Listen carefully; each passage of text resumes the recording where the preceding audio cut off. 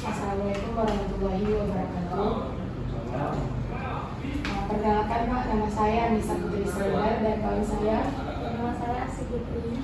Kami dari Sain Mandai Mapal, Prodi PMI ingin mewawancarai Bapak mengenai materi HAM ataupun hak asasi manusia. Bismillahirrahmanirrahim. Terima kasih. Jadi saya perkenalkan diri. Nama saya Bagus Seto, pangkat Ibda. Kebetulan jabatan di sini sebagai Kaordin Pop Satreskrim Polres Mandailing Natal. Suatu kebanggaan buat kami bisa menerima adik-adik, mungkin bisa sedikit bertukar pengalaman dalam rangka untuk memenuhi tugas kuliah adik-adik. Silakan kalau ada pertanyaan. Baik Pak, di sini kan kami membahas tentang HAM, di mana HAM itu adalah hak yang melekat pada diri manusia sejak lahir, baik itu hak hidup, hak kekeluargaan, hak keadilan, dan hak kebebasan.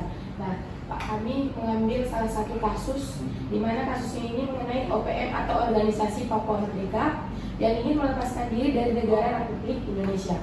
Nah, jadi Pak, OPM ini kan ada tuh Pak organisasi seperti KKB atau kelompok kriminal bersenjata yang terjadi pada tanggal 1 Desember 2018 di Jalan Trans Papua, Kabupaten Duga, pembunuhan sebanyak 31 orang pekerja dari PT Istaka Karya yang dilakukan kelompok kriminal sipil bersenjata. Jadi, bagaimana sih menurut Bapak, apakah OPM itu dilindungi oleh HAM atau tidak?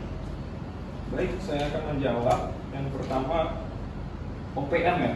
Iya. OPM itu singkatan dari organisasi Papua Merdeka. Nah, kalau ditilik dari organisasinya, tentunya kita sudah tahu bahwasanya OPM itu bukanlah organisasi yang dilegalkan oleh pemerintah. Ya. Yang kedua, di dalam OPM itu ada orang-orang di sana, ada jiwa di sana, ada manusia di sana. Jadi menanggapi pertanyaan dari adik tadi, apakah OPM itu dilindungi oleh hak asasi manusia atau HAM? Dari sudut pandang organisasinya tentu ini tidak dilindungi karena tidak diberikan izin, kan gitu. Namun di dalam organisasi itu ada manusia di sana, ada orang di sana. Nah, orangnya tersebutlah yang dilindungi, bukan organisasinya. Saya rasa seperti itu karena manusia itu punya hak untuk hidup, untuk ya dilindungilah semua dengan hak asasi manusia. Jadi bukan organisasinya tapi ke orangnya, itu yang dilindungi menurut saya. Jadi Pak, bagaimana cara menegakkan penerapan HAM ini pada OPM ini Pak? Tadi ya kita bahas masalah organisasinya. Organisasinya tidak dilegalkan oleh pemerintah kita. Bahkan pemerintah kita menganggap mereka sebagai separatis yang ingin merusak kedaulatan negara kita, kan gitu. Nah, untuk penindakannya kami mengambil sudut pandang dari tugas dan tanggung jawab kami sebagai kepolisian negara Republik. Nah, di kepolisian sendiri dalam melakukan penindakan hukum sudah tentunya bersudut pandang atau berpatokan kepada hak asasi manusia. Dengan apa? Kepolisian sendiri sudah memiliki undang-undang tentang kepolisian, ya, Undang-Undang Nomor 2 Tahun 2002 tentang Kepolisian Negara Republik. Di sana diatur tugas dan tanggung jawab kita sebagai Polri.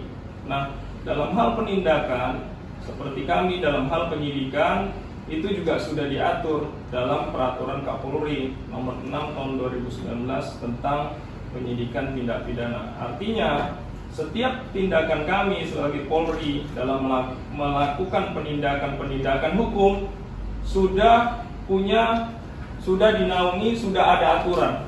Nah, itulah mewujudkan bahwasannya semua tindakan hukum yang dilakukan oleh Polri tetap berada pada koridor hak asasi manusia, tetap menghargai hak asasi manusia. Kecuali kalau kita melakukan tindakan tapi di luar dari ketentuan atau aturan regulasi hukum yang sudah ada, nah bisa dinilai sebagai tidak menghargai hak asasi manusia atau bahkan melanggar hak asasi manusia itu sendiri. Jadi Pak, menurut Bapak itu kan seperti yang kita ketahui Indonesia ini kan Pak,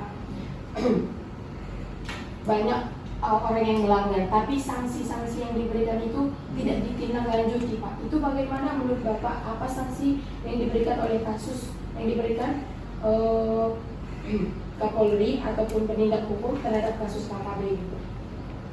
Oh, saya potong dulu, mungkin informasinya salah. Bukan tidak ditindaklanjuti, tidak dihukum. Semua yang sudah melanggar hukum pasti ditindak. Itu dia. Nggak ada yang melanggar hukum itu tidak ditindak. Nah, cuman kan prosesnya, kalau proses penindakan hukum ini kan dari awal ada, itulah tadi ada diatur di Peraturan Kapolri Nomor 6 Tahun 2019 tentang penyidikan tindak pidana. Di sana ada tahap-tahapannya, mulai dari tahap penyidikan, kemudian ke penuntutan sampai ke peradilan, yaitu divonis oleh hakim. Nah, kalau sudah divonis oleh hakim, disitulah kita tahu dia bersalah atau tidak. Karena dalam hal penyidikan sampai penuntutan masih kita berpedoman pada asas praduga tak bersalah.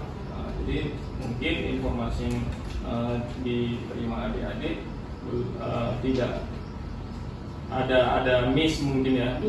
Bukan tidak ditindak, yang bersalah tetap ditindak sesuai dengan aturan hukum kan gitu. Nah, kalau sudah aturan hukum itu sudah ada, pasti penegakan hukum akan dilakukan ya.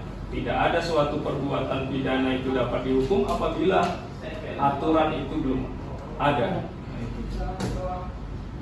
Ada lagi? Jadi Pak, kita sampai ke kasus OPM tadi. Iya. Jadi pada kasus OPM ini apakah sudah dilaksanakan secara mutlak atau tuntas atau tidak? Tentunya yang harus dilakukan ya harus mutlak, harus tuntas kan gitu. Nah, kadang tindakan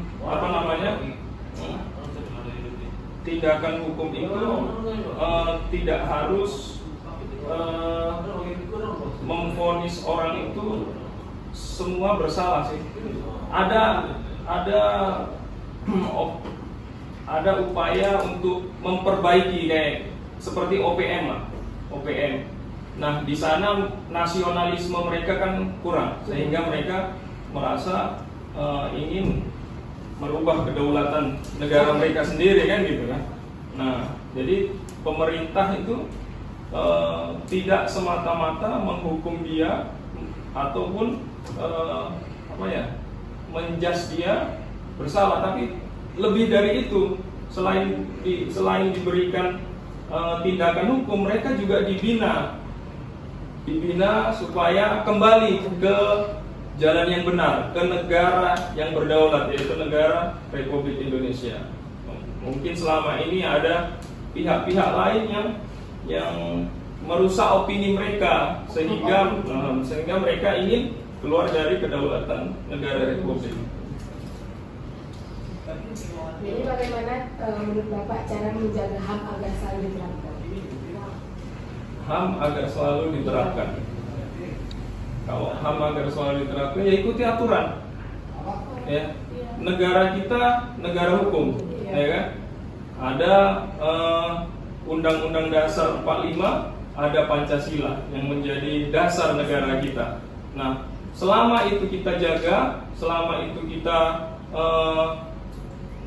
kita laksanakan, kita terapkan di dalam kehidupan sehari-hari kita, pasti hak asasi manusia itu terjaga, kan? Sekian Pak yang kami tanyakan. Apabila ada kata-kata yang salah atau kurang, kami mohon maaf. Ya, terima kasih atas pertanyaan adik-adik, kemudian wawancara yang dilakukan. Semoga apa yang kami jelaskan bisa mewakili, bisa memenuhi tugas adik-adik, kemudian juga bisa bermanfaat untuk kita, untuk pengetahuan kita, untuk pengalaman kita di masyarakat nanti. Saya rasa ya seperti itulah. Terima kasihlah kepada bangga saya dengan adik-adik.